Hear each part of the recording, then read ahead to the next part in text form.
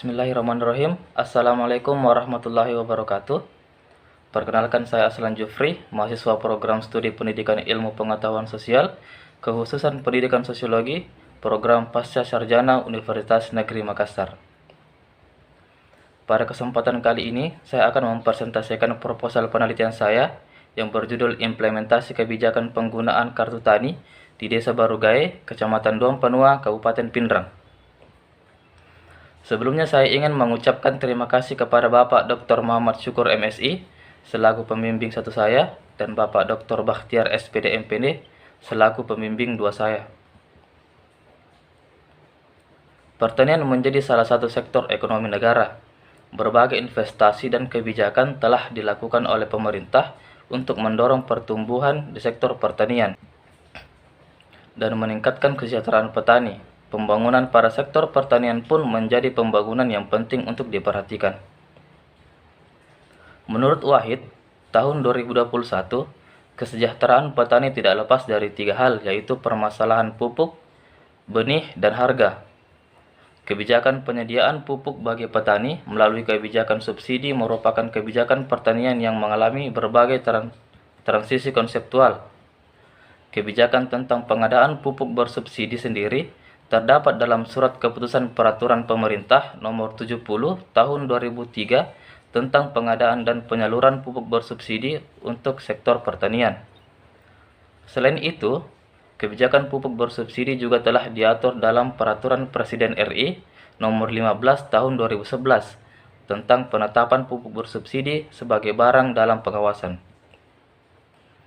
Adapun pupuk bersubsidi adalah pupuk yang pengadaan dan penyalurannya mendapat subsidi dari pemerintah untuk kebutuhan petani dan dilaksanakan atas dasar program pemerintah. Salah satu upaya pemerintah dalam penanganan terkait masalah-masalah penyaluran pupuk bersubsidi yaitu melalui program Kartu Tani.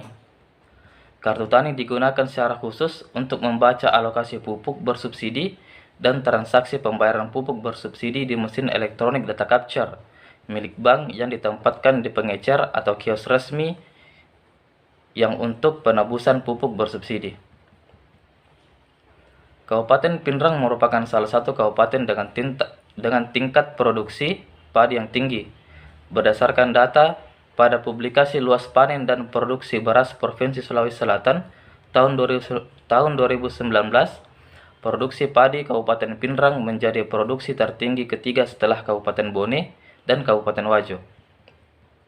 Selain itu, Bupati Pindrang, Bapak Andi Irwan Hamid dalam Kominfo tahun 2020 mengatakan, Kabupaten Pindrang merupakan satu-satunya daerah di Sulawesi Selatan yang menjadi pilot proyek penerapan Kartu Tani.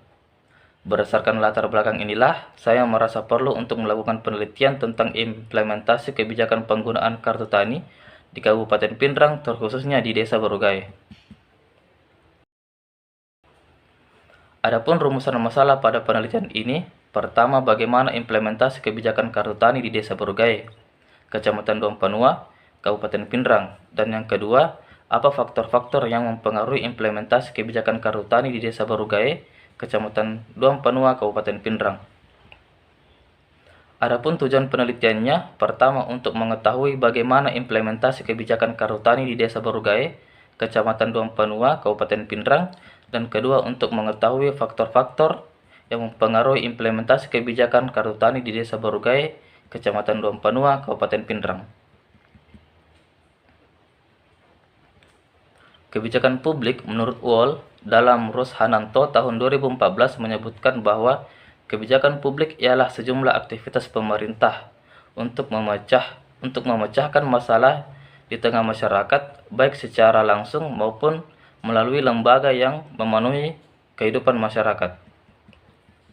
Adapun implementasi kebijakan menurut Pressman dan Wildavsky dalam Handoyo tahun 2012 memahami implementasi kebijakan sebagai kegiatan menjalankan kebijakan, memenuhi janji-janji sebagaimana disebutkan dalam dokumen kebijakan, untuk menghasilkan output sebagaimana dinyatakan dalam tujuan kebijakan, dan untuk menyelesaikan misi yang harus diwujudkan sebagaimana terdapat dalam tujuan kebijakan. Pendekatan implementasi kebijakan menurut Purwanto dan Diah dalam Handoyo tahun 2012, terdapat 3 pendekatan dalam implementasi kebijakan. Yang pertama adalah top-down, yang kedua adalah bottom-up, dan yang ketiga adalah hybrid.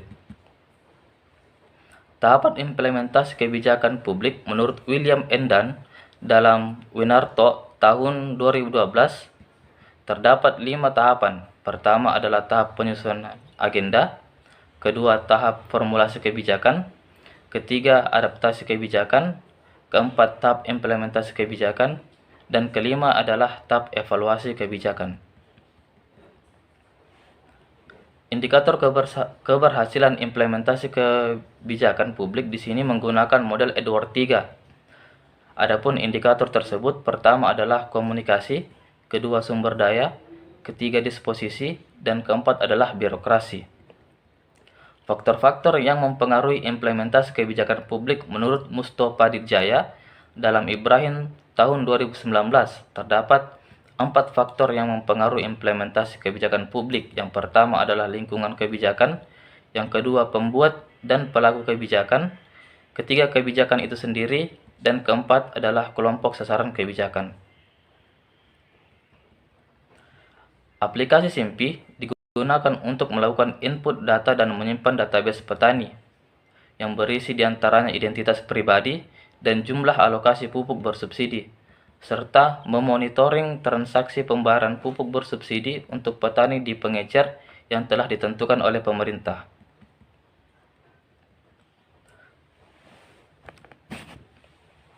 Program Kartu Tani merupakan salah satu upaya pemerintah untuk meningkatkan kesejahteraan petani melalui pupuk bersubsidi.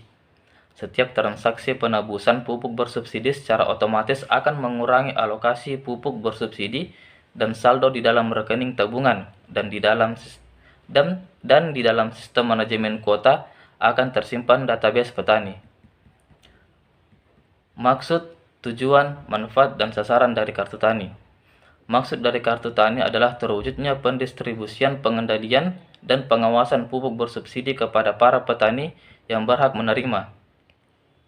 Tujuan Kartu Tani untuk mendistribusikan pupuk bersubsidi sesuai dengan 6 asas tepat, yaitu tepat jumlah, tepat jenis, tepat waktu, tepat tempat, tepat mutu, dan tepat harga.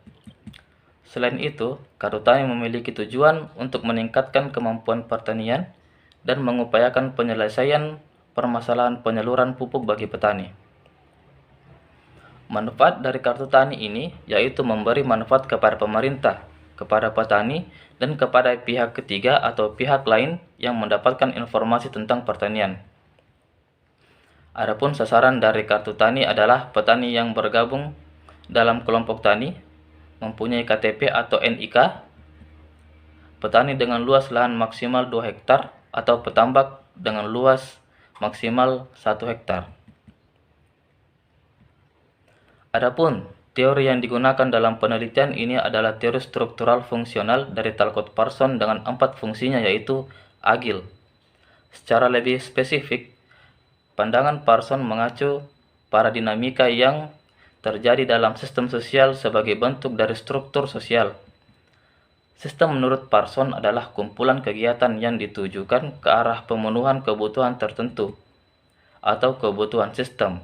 Agar sistem sosial dapat bekerja dengan baik, setidaknya harus ada 4 fungsi yang harus terintegrasi yang disebut dengan agil. Pertama adalah adaptation atau adaptasi, yang berarti sistem harus menyesuaikan diri dengan lingkungan dan menyesuaikan lingkungan itu dengan kebutuhan. Kedua adalah goal attainment atau pencapaian tujuan, yang berarti sebuah sistem harus mendefinisikan diri untuk mencapai tujuan utama. Ketiga adalah integration atau integrasi, yang berarti sebuah sistem harus mengatur antar hubungan bagian-bagian yang menjadi komponennya. Sistem juga harus mengelola hubungan antar fungsi penting lainnya. Keempat adalah latensi atau pemeliharaan pola, yang artinya sebuah sistem harus melengkapi, memelihara, dan memperbaiki baik motivasi individu maupun pola-pola kultural yang menciptakan dan menopang motivasi. Adapun penelitian terdahulu dalam Penelitian ini adalah yang pertama, penelitian dari Mila Khairunisa pada tahun 2020 dengan judul Implementasi Kebijakan Program Kartu Tani di Kecamatan Keranggan, Kabupaten Temanggung. Dan yang kedua adalah penelitian dari Muhammad Rais tahun 2021 dengan judul Pengaruh Penggunaan Pupuk Bersubsidi Terhadap Efektivitas Petani di Kelompok Tani Tosalamai, Kabupaten Pindrang. Berikut adalah kerangka pikir dalam penelitian ini. Berawal dari kebijakan penggunaan kartu tani yang tertulis dalam Peraturan Menteri Pertanian Republik Indonesia Pasal 17 Ayat 2 Tahun 2020 tentang alokasi dan harga eceran tertinggi pupuk bersubsidi sektor pertanian tahun anggaran 2020. Selanjutnya, implementasi kebijakan kartu tani di Kabupaten Pindrang dan implementasi kebijakan kartu tani di Desa Borugai, Kabupaten Pindrang, dan faktor yang mempengaruhi implementasi kebijakan kartu tani di Desa Borugai, Kabupaten Pindrang. Untuk metode penelitian, penelitian ini menggunakan pendekatan kualitatif dengan jenis penelitian yaitu studi kasus. Adapun lokasi penelitian ini yaitu di Desa Borugai, Kecamatan Duang Penua, Kabupaten Pindrang. Dan untuk informan penelitian, penentuan informan penelitian dengan menggunakan teknik sampling yaitu snowball sampling. Dan untuk fokus penelitian yaitu implementasi, kebijakan, dan kartu tani. Adapun sumber data dalam penelitian ini adalah data primer dan data sekunder. Untuk teknik pengumpulan data yaitu observasi, wawancara, dan dokumentasi.